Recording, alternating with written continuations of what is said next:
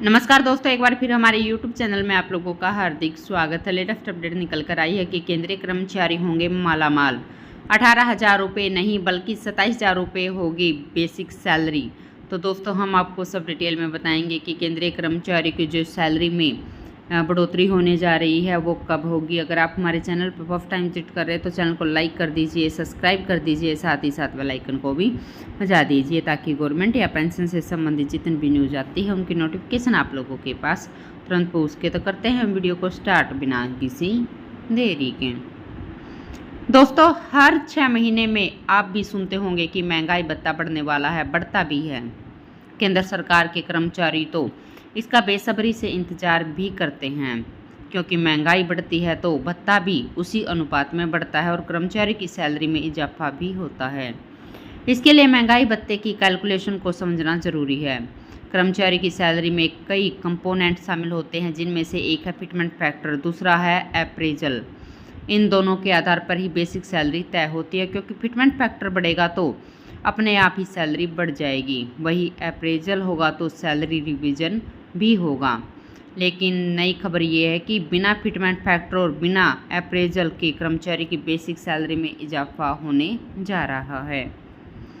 दोस्तों basic salary में इजाफा कैसे होगा, इसके लिए थोड़ा फ्लैशबैक में चलते हैं। सरकार ने साल 2016 में जब 7वां वेतन आयोग लागू किया था तो महंगाई भत्ते को शून्य कर दिया गया था।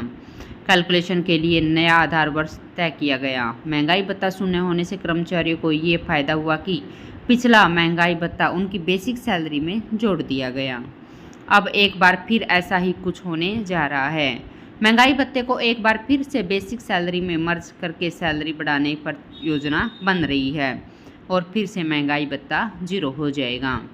दोस्तों अब सवाल ये आता है कि ऐसा क्यों होगा। दरअसल साल 2016 के मेमोरेंडम में ये बताया गया था कि जैसे ही महंगाई भत्ता 50% यानी बेसिक सैलरी का 50% होगा तो इसे शून्य कर दिया जाएगा। मतलब 0 होने के बाद अभी जो महंगाई भत्ता 42% मिल रहा है वो सीधा जो इससे जो 42% महंगाई भत्ता है वो बढ़कर जो 50% पर पहुंच जाएगा तो बेसिक सैलरी में अपने आप मर्ज हो जाएगा, जिससे कर्मचारियों को अपने सैलरी रिवीजन के लिए लंबा इंतजार नहीं करना पड़ेगा। पहले महंगाई भत्ता 100% से भी ऊपर निकल जाता था। छठे वेतन आयोग में यही फॉर्मूला था।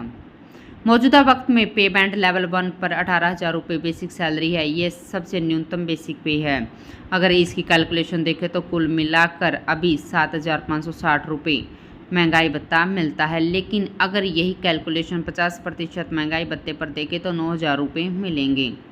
50% DA होते ही इसे शून्य करके बेसिक सैलरी में जोड़ दिया जाएगा। मतलब 18,000 रुपये वाली सैलरी 9,000 रुपये जोड़कर 27,000 रुपये पर पहुंच जाएगी। इसके बाद महंगाई भत्ता 27,000 रुपये पर कैलकुलेट होगा। अगर 0 होने के बाद अगर 3% भी बढ़ता है तो 810 रुपये महीना उनकी सैलरी में बढ़ोतरी होगी। दोस्तों मौजूदा वक्त में केंद्रीय कर्मचारी का महंगाई भत्ता 42% है। अब अगला रिवीजन जुलाई 2023 में होने वाला है, जिससे 4% की बढ़ोतरी हो सकती है। मतलब जुलाई में महंगाई भत्ता बढ़कर 46% हो जाएगा। ऐसी स्थिति में जनवरी 2024 वाले महंगाई भत्ते के रिवीजन पर नज़र रखनी होगी। अगर वो 4% बढ़ता है तो महंगाई भत्ता 50% पर पहुंच जाएगा। अगर 3% बढ़ता है तो 49% होगा। 50% होने की स्थिति में महंगाई भत्ता जनवरी 2024 से ही शून्य हो जाएगा। मतलब जुलाई 2024 से बढ़ी हुई बेसिक सैलरी पर ही महंगाई भत्ता कैलकुलेट होगा। अगर 49% रहता है तो जुलाई 2024 तक इंतजार करना पड़ेगा। दोस्तों केंद्रीय कर्मचारियों के महंगाई भत्ते में 4% का इजाफा मार्च में किया गया था। ये जनवरी 2023 से लागू हुआ। अब जुलाई 2023 से अगले महंगाई भत्ते का ऐलान होगा।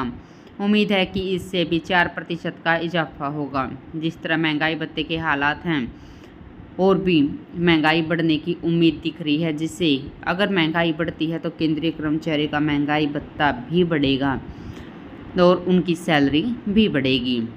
जब भी नया वेतनमान लागू होता है तो कर्मचारियों को मिलने वाला DA उनके मूल वेतन में जोड़ दिया जाता है। जानकारी के मुताबिक यूँ तो नियम कर्मचारियों को मिलने वाला 100% डीए को मूल वेतन में जोड़ना चाहिए, लेकिन ऐसा नहीं हो पाता। वित्तीय स्थिति आगे आ जाती है।